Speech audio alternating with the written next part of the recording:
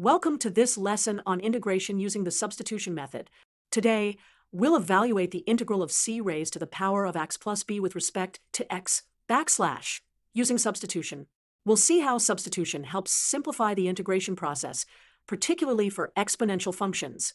Our problem is to find the integral of c to the x plus b dx. Let's first set the stage by writing down the substitution method. The substitution method is useful because it turns a complex integral into a simpler one. To start, let's set u equal to the exponent in our expression, u equals x plus b.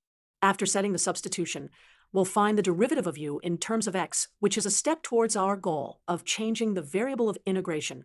So, the derivative of u with respect to x is a, or do equals a dx. Solving for dx, we get dx as the subject of the formula. Dx equals do over a. At this point, we know that rewriting our integral using the substitution transforms it into a function solely in terms of u.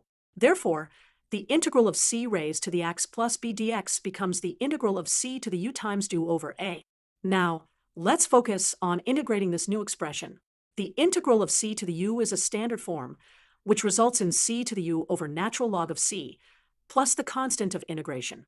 Consequently, our solution in terms of u is 1 over a times c to the u over natural log of c plus c. Now, it's time to substitute back for our original variable x using our earlier definition, u equals x plus b. Therefore, our final result in terms of x is c to the x plus b over a times the natural log of c, plus the constant of integration. By using substitution, we were able to simplify a complex-looking integral into a standard form. This is the power of substitution. It turns hard problems into more manageable ones.